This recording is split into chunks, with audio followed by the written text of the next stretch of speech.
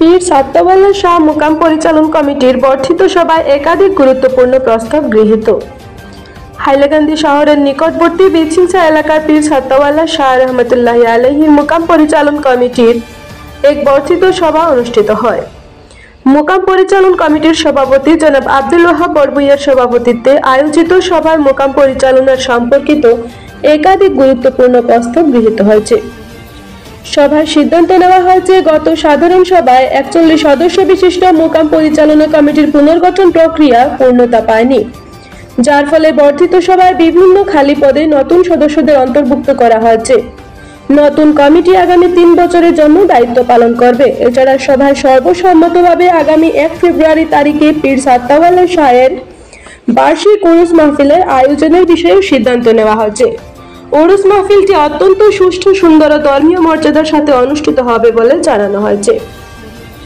সভা শেষে সাংবাদিকদের মুখোমুখি হয়ে আলহাজ সিরাজউদ্দিন বড়ভূঁইয়া বলেন, নতুন কমিটির মেয়াদ 3 বছর হবে।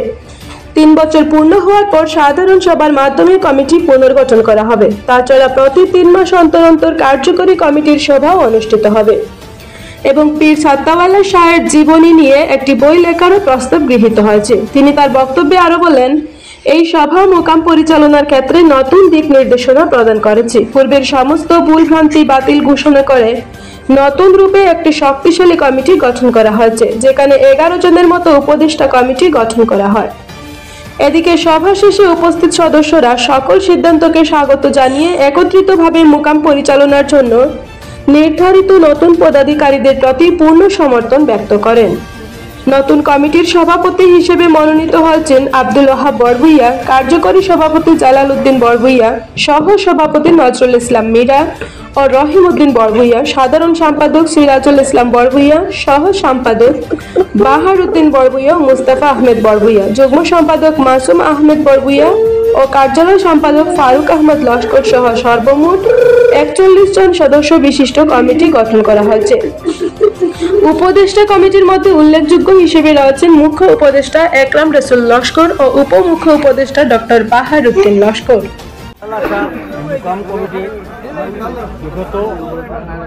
কমিটির 3 বছর মেয়াদ উত্তীর্ণ হওয়ায় চলিত সনের জুন মাসের 2 তারিখে যে সাধারণ সভা হয়েছিল, এই সাধারণ সভা নিয়ে একটু বিতর্কিত কিছু প্রস্তাব আসায় যে অত্র এলাকার সদস্য বেশি হয় এবং অন্যান্য এলাকা থেকে সদস্য সংখ্যা না থাকায় সদস্য নেওয়া হয়েছে না, এই নিয়ে একটু বিতর্ক সৃষ্টি হয়। আজকে বিগত বৃহস্পতিবার 21 তারিখে একটি সভা অনুষ্ঠিত হয়, আলোচনা সভা। এই আলোচনা সভায় সিদ্ধান্ত হয় যে আজকে বর্ধিত সভার মাধ্যমে বিগত নির্বাচিত 2 তারিখে 2 জুনের সাধারণ সভার সদস্য এবং আজকের যে এলাকায় থেকে বঞ্চিত ছিলেন, যে বাদ পড়েছিলেন যে সদস্যরা, তারা নিয়ে একটা পূর্ণাঙ্গ কমিটি আজকে গঠন করা হলো এবং এই কমিটি মেয়াদ আগামী 3 বছর পর্যন্ত থাকবে। 41 সদস্য বিশিষ্ট কমিটি এবং 11 সদস্য বিশিষ্ট উপদেষ্টা কমিটি গঠন করা হবে। সর্বসম্মতিক্রমে আজকের কমিটি গঠন করা হয়েছে, কোনো দ্বিমত নাই, প্রত্যেকের মতামতের